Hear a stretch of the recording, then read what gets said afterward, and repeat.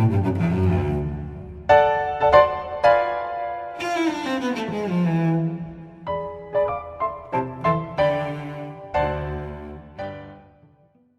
visto en las redes sociales personas que decían que se habían apartado de la iglesia cristiana evangélica porque decía que no estaba en la sana doctrina. Salvando la distancia de aquellos grandes hombres de Dios que se llamaron apologistas de los primeros siglos, yo quisiera ser uno de los apologistas, aunque no le llego ni a la correa de la sandalia a aquellos grandes apologistas, un apologista de estos tiempos. Un apologista era el que defendía la doctrina y la fe cristiana si se desviaban. Pero tenemos que reconocer que las doctrinas fundamentales de la iglesia no pueden ser cambiadas, porque en esa doctrina nos dice lo que hizo Jesús al morir y resucitar de entre los muertos. Y esas doctrinas son la salvación, la justificación, la redención, la santificación y la glorificación. Si se interpretan mal estas doctrinas, entonces estamos en algo serio. Y estas doctrinas están en los evangelios, en las cartas pastorales y de los apóstoles, y también en el Apocalipsis. Lo demás son puntos de vista, no son doctrinas fundamentales. Mateo 16, 15 al 19 dice, Él les dijo, ¿y vosotros quién decís que soy yo?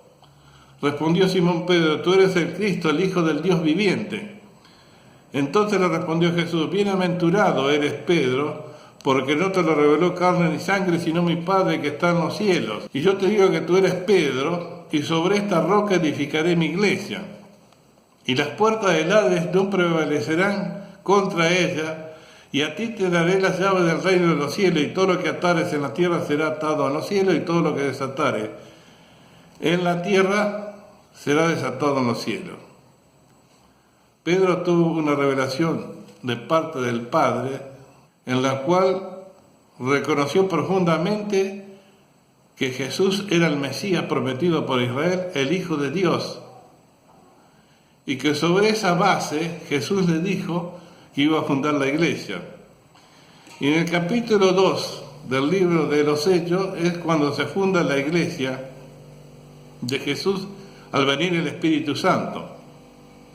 Colosenses 1:18 dice que Él es la cabeza del cuerpo, que es la iglesia. Si Jesús es la cabeza del cuerpo, que es la iglesia, entonces quiere decir que es el que tiene que dirigir todo lo que se haga en la iglesia. Aunque a veces no lo logra, pero tiene que ser así. También dice que todo lo que atare en la tierra sería desatado en el cielo. Todo lo que toda persona que entre en la comunión con la iglesia, que es atado a la iglesia, también entra en comunión en el cielo, que es atado en el cielo. Y todo lo que es desatado en la tierra también es desatado en los cielos. Todo aquel que es libre del pecado, del poder del pecado en la tierra, también lo es allá en los cielos. Voy a decir algo que quizás muchos no aceptarán. En la Iglesia Católica hay muchas personas que son salvas. Y en la Iglesia Evangélica hay muchos que no son salvos. Por otro lado, la iglesia que fundó Jesús no es una iglesia que está en una ciudad solamente o en una región. La iglesia que fundó Jesús está en todas las naciones, en todas las provincias, en todas las ciudades, en el valle, en las montañas, en el campo, donde hay una persona o dos o tres que crean en Jesús, allí está la iglesia de Jesús. Por tanto, la iglesia de Jesús es universal y está en el mundo entero. Claro está que hay muchas denominaciones. Usted me dirá, ¿cuántas iglesias hay entonces? ¿Por qué tienen distintos nombres la iglesia? Quizás por tener distintos puntos de vista, los que dirigen la iglesia, entonces pusieron el nombre según el punto de vista que tenían a la iglesia. Pero la iglesia en sí, la esencia de la iglesia es la misma. Y para ser miembro de la iglesia, una persona tiene que nacer de nuevo. ¿Qué es nacer de nuevo? Arrepentirse de los pecados y hacer que el Espíritu Santo entre en la persona y se una al espíritu de esa persona, y esa persona a partir de ese entonces empieza a tener una vida espiritual y allí pasa a ser un hijo o una hija de Dios. Las congregaciones, o en las congregaciones mejor dicho, por lo general tienen un pastor, y en muchos lugares también hay ancianos y hay diáconos. Aunque en la antigüedad el pastor y el anciano prácticamente a veces eran lo mismo, pero en la actualidad no es así. El pastor es un don de Dios y el anciano y el diácono es elegido en ese oficio, si le cabe decir, porque fueron elegidos por su testimonio y su grado espiritual para que ocupen ese cargo. Ahora bien, el salón donde se reúne la iglesia no es la iglesia son los creyentes. Y el salón, entonces, donde se reúne la iglesia, necesita que tenga electricidad y hay que pagar la electricidad. Necesita que tenga calefacción y hay que pagar esa calefacción. Necesita limpieza, mantenimiento y hay que pagar eso. Necesita un secretario y hay que pagarlo.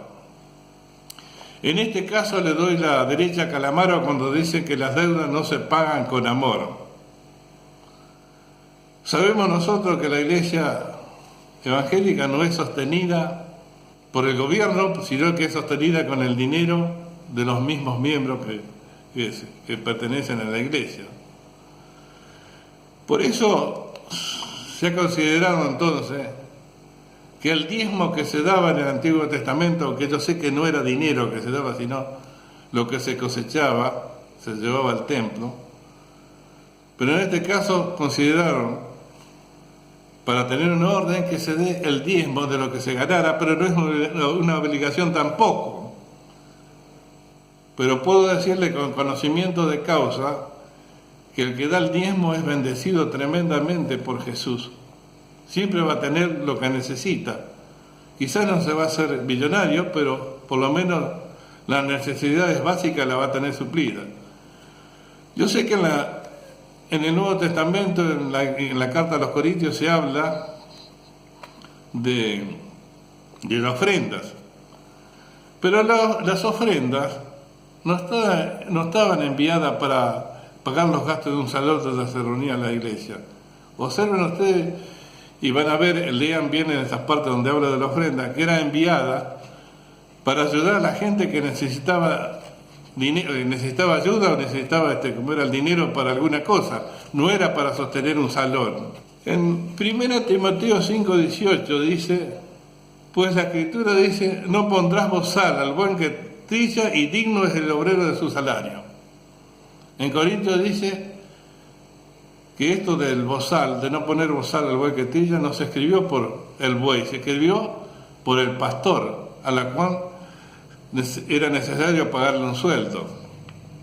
Y andé a discutir entonces a Pablo, guiado por el Espíritu Santo, interpretando que ese buey que trillaba el grano para separar la paja del grano, en la antigüedad era lo que iba a representar el pastor. Así como el buey ese tenía el derecho de comer de esa paja, el pastor también tiene derecho a que se le pague un sueldo. La Biblia dice que hemos sido comprados por un precio extraordinario que es la sangre de Jesús. Por tanto, ya no me pertenezco a mí, sino que me pertenezco a Dios. Y si yo tengo que hacer algo fuera de la iglesia, en X lugar, pero no estoy seguro que Dios quiere que yo lo haga, yo me encuentro en la obligación de preguntarle a Dios si es la voluntad de Él que yo vaya a tal lugar o no vaya. Puede ser que yo ore así de esta manera, puede ser que yo le diga a Dios a través de Jesús que voy a pedirle este permiso a la persona que está al frente de mí en el lugar donde yo trabajo en la iglesia, o al pastor mismo, diciendo, bueno, depende de lo que ellos me digan, es tu voluntad. Si me dicen que sí, es porque es tu voluntad, y si no, no es la voluntad tuya. Y no está mal hacer eso. En las últimas iglesias que habla, como era el libro de Apocalipsis, ahí habla de 7 iglesias, yo dije la última, pero representan el estado de la iglesia en los últimos tiempos, mejor dicho. Allí encontramos que una mujer llamada Jezabel